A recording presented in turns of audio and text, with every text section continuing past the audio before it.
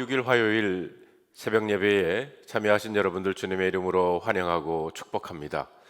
오늘 우리에게 주시는 하나님의 말씀은 로마서 5장 1절로 11절에 있는 말씀입니다. 제가 세 번역으로 읽겠습니다. 그러므로 우리는 믿음으로 의롭다 하심을 받았으므로 우리 주 예수 그리스도로 말미암아 하나님과 더불어 평화를 누리고 있습니다. 우리는 또한 그리스도로 말미암아 지금 서 있는 이 은혜의 자리에 믿음으로 나아오게 되었으며 하나님의 영광에 이르게 될 소망을 품고 자랑을 합니다. 그뿐만 아니라 우리는 환난을 자랑합니다. 우리가 알기로 환난은 인내력을 낳고 인내력은 단련된 인격을 낳고 단련된 인격은 희망을 낳는 줄을 알고 있기 때문입니다. 이 희망은 우리를 실망시키지 않습니다. 하나님께서 우리에게 주신 성령을 통하여 그의 사랑을 우리 마음속에 부어주셨기 때문입니다. 우리가 아직 약할 때에 그리스도께서는 제때에 경건하지 않은 사람을 위하여 죽으셨습니다. 의인을 위해서라도 죽을 사람은 거의 없습니다. 더욱이 선한 사람을 위해서라도 감히 죽을 사람은 드뭅니다. 그러나 우리가 아직 죄인이었을 때에 그리스도께서 우리를 위하여 죽으셨습니다. 이리하여 하나님께서는 우리들에게 대한 자기의 사랑을 실증하셨습니다. 그러므로 지금 우리가 그리스도의 피로 의롭게 되었으니 그리스도로 말미암아 하나님의 진노에서 구원을 얻으리라는 것은 더욱 확실합니다. 우리가 하나님의 원수일 때에도 하나님의 아들의 죽으심으로 말미암아 하나님과 화해하게 되었다면 화해한 우리가 하나님의 생명으로 더욱 구원을 얻으리라는 것은 더욱더 확실한 일입니다. 그뿐 아니라 우리는 또한 우리 주 예수 그리스도로 말미암아 하나님을 자랑합니다. 우리는 지금 그로 말미암아 하나님과 화해를 하게 된 것입니다. 오늘 저와 여러분에게 주시는 하나님의 말씀입니다. 기도하겠습니다. 하나님 감사합니다. 오늘 로마서에 있는 말씀을 통해서 다시 한번 주님을 만나는 이 시간 되게 하여 주시옵소서. 성령님 우리의 마음과 생각을 주장하여 주셔서 이 묵상을 통해서 우리를 향한 그 하나님의 사랑을 확인하는 시간 되게 하여 주시옵소서. 우리 주 예수 그리스도의 이름으로 기도하옵나이다. 아멘. 여러분, 믿음이란 무엇인가요? 믿음은 우리를 의롭다 하시기 위하여 속죄 제물이 되어주신 주 예수님을 바라보는 것입니다. 우리가 이렇게 주 예수님을 바라보며 살면 사람이 변하고 삶이 달라집니다. 그 특징 중 하나가 자랑하는 것이 달라진다는 겁니다. 여러분은 무엇을 자랑하며 사십니까? 사람이 무엇을 자랑하느냐를 보면 그가 구원받은 사람인지 아닌지를 알 수가 있습니다. 본문에 보면 예수님을 믿음으로 의롭다 함을 받은 사람에게 있는 독특한 자랑을 소개합니다. 그것은 하나님의 영광에 이르게 될 소망이라고 그랬습니다. 2절을 다시 한번 볼까요? 우리는 또한 그리스도로 말미암아 지금 서 있는 이 은혜의 자리에 믿음으로 나오게 되었으며 하나님의 영광에 이르게 될 소망을 품고 자랑을 합니다. 예수님을 믿고 주님을 바라보고 살면 전에는 안 보이던 세계가 점점 보입니다. 바로 영광의 하나님과 하나님의 나라입니다. 그래서 그것을 자랑하게 되는 것입니다. 기도를 하여도 하나님의 나라를 위하여 먼저 기도하게 됩니다.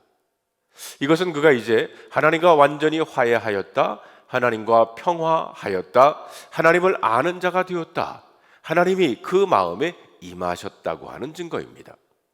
오늘 본문 1절에 보면 그러므로 우리는 믿음으로 의롭다 하심을 받았으므로 우리 주 예수 그리스도로 말미암아 하나님과 더불어 평화를 누리고 있습니다. 11절에 보면 우리는 지금 그로 말미암아 하나님과 화해를 하게 된 것입니다. 하나님과 화해했다는 이 말은 그 전에는 하나님과 싸웠다는 말입니다. 하나님과 적대 관계였다는 것입니다. 같은 영토에 두 세력이 통치권을 주장하니 싸우는 것입니다. 우리의 마음도 그렇고 우리의 가정도 그리고 직장도 그렇습니다. 그러니 삶이 편안할 수가 있겠습니까? 그런데 예수 그리스도를 믿음으로 말미암아 하나님과 화해하게 된 것입니다. 그리고 삶이 완전히 바뀌게 됩니다. 그 변화 중 하나가 바로 환난도 자랑하는 것입니다. 3절에 보면 그뿐 아니라 우리는 환난을 자랑합니다. 정말 놀라운 일이 아닙니까? 여러분, 오늘 이 말씀을 놓치면 안 됩니다. 환난을 자랑하고 좋아하는 사람이 그러나 어디 있겠습니까? 그러나 하나님의 영광을 바라보게 된 자는 다르다는 거예요. 환난이 자신을 하나님의 나라 백성으로 만드는 과정임을 알게 되기 때문입니다. 3절에 우리가 알기로 환난은 인내력을 낳고 인내력은 단련된 인격을 낳고 단련된 인격은 희망을 낳는 줄을 알고 있기 때문이라고 했습니다. 국가대표 운동선수를 보면 그 과정이 힘들고 고생스러운 길이지만 그로 인하여 얻게 될 결과를 바라보기 때문에 인내하며 참아내며 소망을 갖습니다. 가슴에 태극 마크 다는 것이고 목에 금메달을 거는 것입니다. 신앙적으로도 마찬가지라고 생각합니다. 환난과 시험을 당연히 힘든 것이지만 자랑하게 되는 것은 하나님 나라 백성다운 인격으로 성숙하는 과정에서 반드시 있어야 할 것임을 알기 때문입니다. 그래서 사도 바울은 환난에 경한 것이라고 했어요. 여러분 고린도후서 4장 17절에 보면 우리가 잠시 받는 환난에 경한 것이 지극히 크고 영원한 영광에 중한 것을 우리에게 이루게 함이니라고 했습니다. 환난을 경한 것이라고 한 것은 지극히 크고 영원한 영광에 중한 것을 보았기 때문입니다. 환난이 경한 것으로 여겨지면 세상에 힘들 일이 무엇이겠습니까? 그래서 야고보 사도는 여러 가지 시험을 만나면 기쁘게 여기라고 한 것입니다.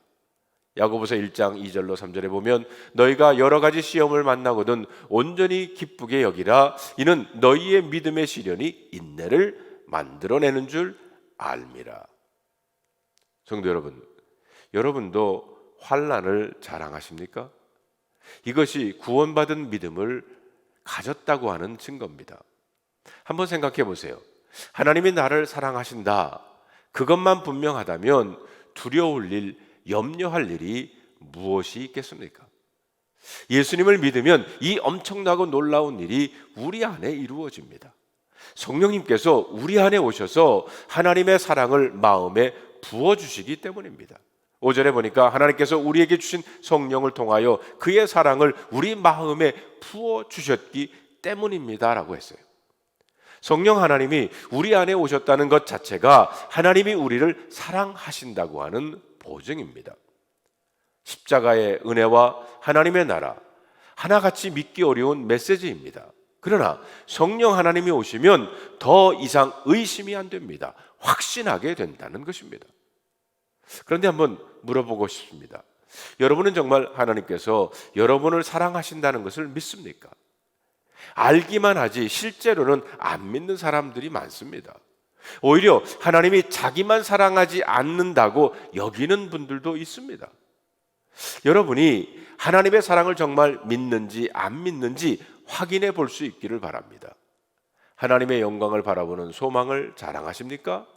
환난도 자랑하십니까? 예수님을 믿지만 자랑으로 여기는 것은 세상 사람들과 똑같다면 성공하고 부유하고 예쁘고 잘생기고 재능이 많음을 자랑하는 사람이라면 세상 사람들과 별로 다를 것이 없다는 겁니다. 이처럼 하나님을 믿는다 하면서도 세상 자랑을 가지고 사는 사람을 율법주의 신앙이라고 합니다. 율법주의자들의 큰 특징 중 하나가 돈을 사랑하는 거예요. 누가복음 16장 13절에 보면 주님은 집 하인이 두 주인을 섬길 수 없나니 혹 이를 미워하고 저를 사랑하거나 혹 이를 중히 여기고 저를 경히 여길 것임이니라. 너희는 하나님과 재물을 겸하여 섬길 수 없느니라 라고 말씀하셨을 때 바리새인들이 그 말씀을 듣고 비웃었는데 성경은 그 이유를 바리새인들은 돈을 좋아하는 자들이라고 했습니다. 성경은 분명히 율법주의자들은 돈을 사랑하는 사람이라고 했어요. 영생을 얻고자 주님을 찾아왔던 부자 청년이 스스로 율법을 다 지켰다고 자신 있게 말하면서도 주님을 떠나간 이유도 돈을 사랑했기 때문입니다. 그러면 어떻게 하면 부자가 아니어도 실패했어도 환난을 당해도 하나님이 사랑하신다는 것을 확신할 수 있습니까? 바로 예수 그리스도의 십자가입니다. 6절에 보면 우리가 아직 약할 때에 그리스도께서는 제때에 경건하지 않은 사람을 위하여 죽으셨습니다. 6절에 약할 때에 경건하지 않은, 즉 약하다는 것은 육체의 연약함이 아니고 경건하지 않다는 것을 의미합니다. 그런데 그리스도는 우리가 경건하지 않을 때 우리를 위하여 십자가에 달려 돌아가셨다는 거예요. 같은 말이 8절에도 나옵니다. 그러나 우리가 아직 죄인이었을 때에 그리스도께서 우리를 위하여 죽으셨습니다. 이리하여 하나님께서는 우리들에게 대한 자기의 사랑을 실증하셨습니다. 우리가 아직 죄인 되었을 때 그리스도께서 우리를 위하여 십자가에 달려 돌아가셨다는 겁니다. 이렇게 함으로 그리스도께서는 우리에 대한 자기의 사랑을 확증하셨어요. 10절에도 보면 우리가 하나님의 원수일 때에도 하나님의 아들 죽으심으로 말미암아 하나님과 화해하게 되었다면 화해한 우리가 하나님의 생명으로 구원을 얻으리라는 것은 더욱더 확실한 일입니다. 우리가 하나님과 화목하지도 않고 하나님의 원수 되었을 때 그리스도께서 우리를 위하여 돌아가셨다는 거예요. 그래서 6절, 8절, 10절의 그 시점을 눈여겨보시길 바랍니다. 연약할 때, 경건하지 않을 때, 죄인 되었을 때, 하나님의 원수 되었을 때 그리스도 예수께서 우리를 위하여 십자가에 달려 돌아가셨다는 겁니다. 세상은 이런 법이 없습니다. 보통 일반적인 상식으로는 경건하지 않을 때보다 경건해졌을 때, 죄인이었을 때보다 의인 되었을 때, 하나님의 원수가 아니라 하나님과 화목하게 되었을 때 예수님께서 우리를 위하여 죽을 가치가 있다고 말하지 않겠습니까? 세상은 그렇게 말하지만 복음은 그렇지가 않습니다. 우리가 이런 상태에 있음에도 불구하고 예수 그리스도는 십자가에 달려 생명을 버리셨습니다. 하나님의 전적인 은혜가 아니면 하나님의 원수된 나 같은 인간이 어떻게 구원받을 수 있겠습니까? 사랑하는 성도 여러분, 이제는 자랑거리가 바뀌었습니까?